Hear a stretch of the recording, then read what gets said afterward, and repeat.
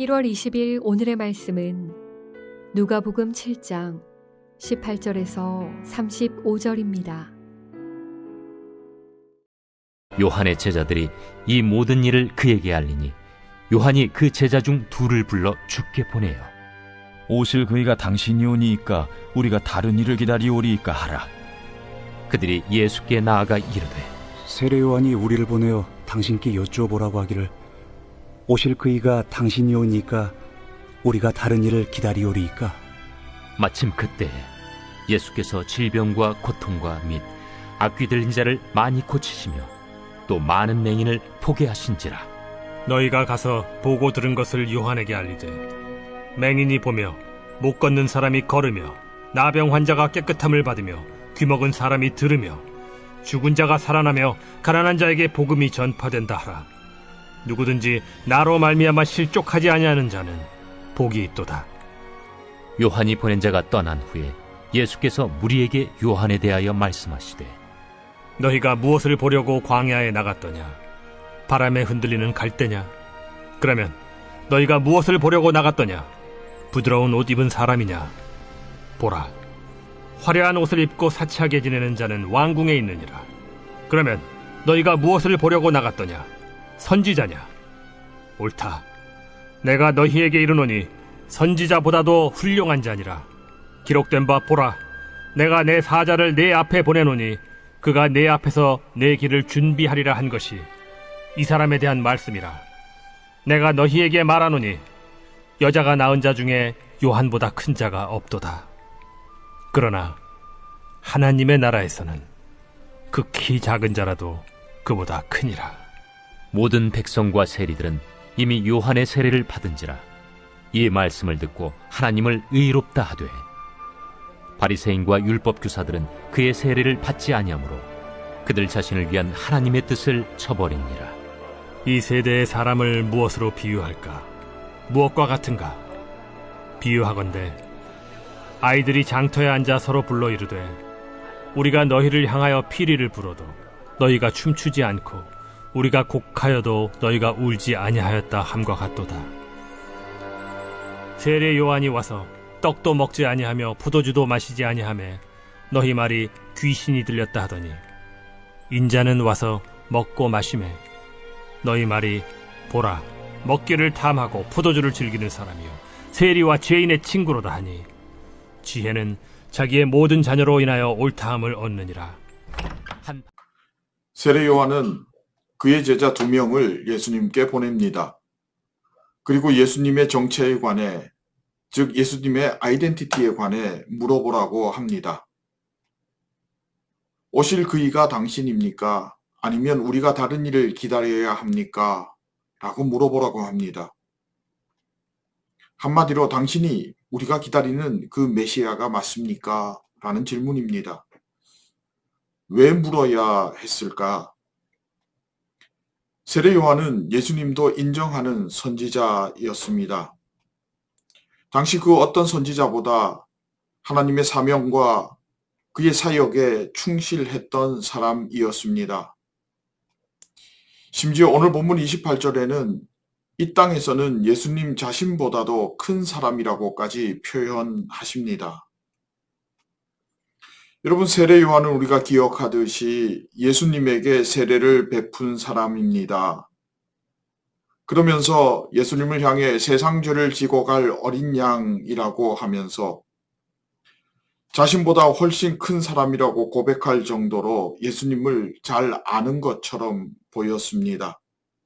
그런데 이제 와서 당신이 정말 메시아 맞습니까? 이것을 확인하고자 하는 것입니다.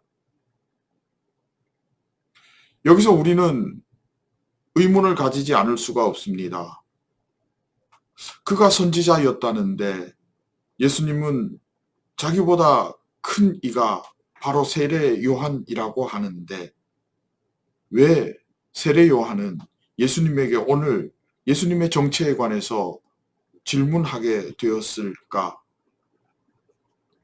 특별히 세례 요한을 선지자라고 하는데 여러분, 선지자는 하나님의 부르심 없이는 될 수 없는 직분 아니겠습니까?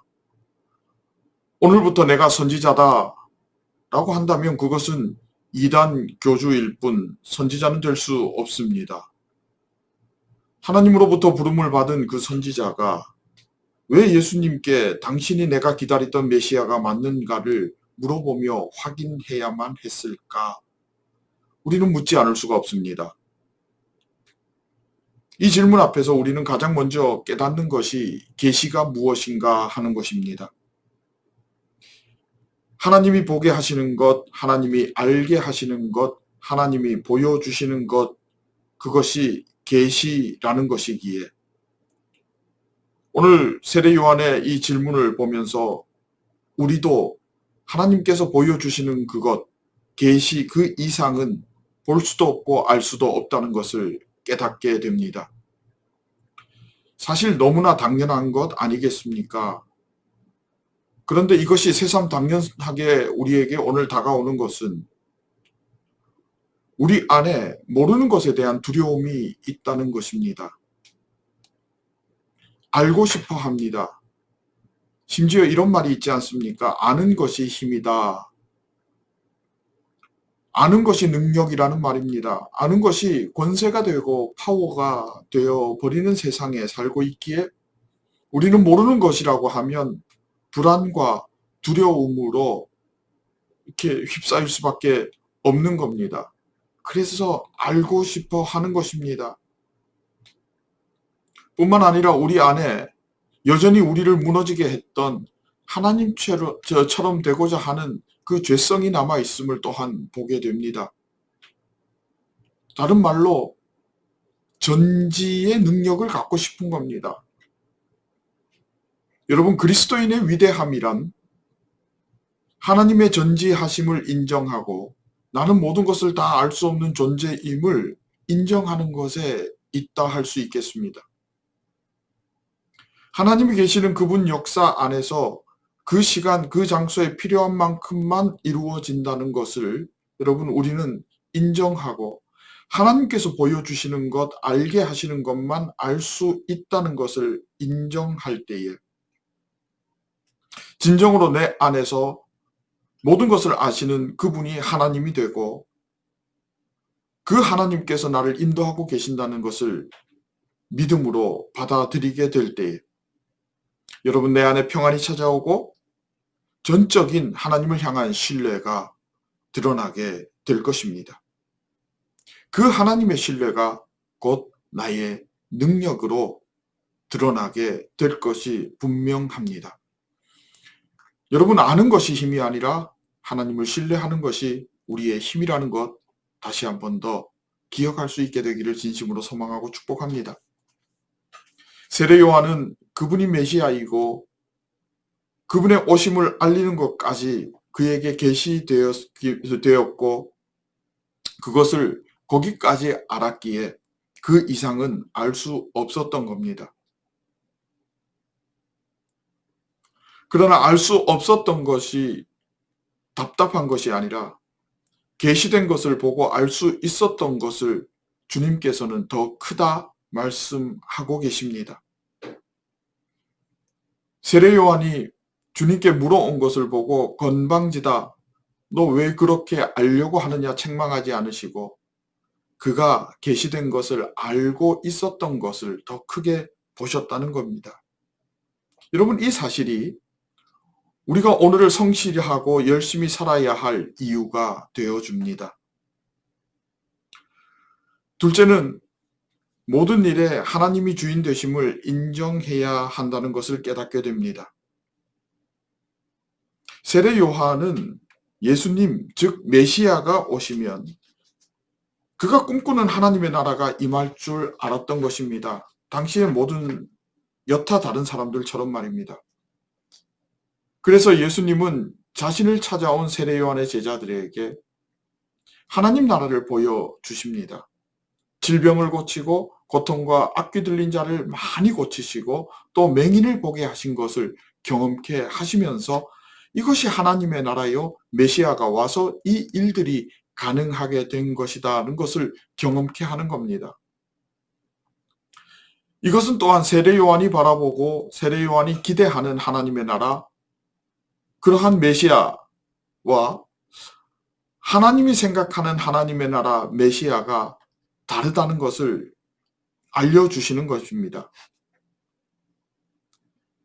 비슷한 것 같은데 다릅니다. 여러분, 분명한 것은 하나님의 그림이고 하나님의 의지이고 하나님의 뜻이며 하나님의 계획이지 내 생각이 아니라는 것입니다. 세례 요한은 자기가 생각하는 하나님의 나라를 그리고 있었습니다. 근데 예수님은 그것이 아니라는 것을 오늘 말씀하고 계시는 거죠.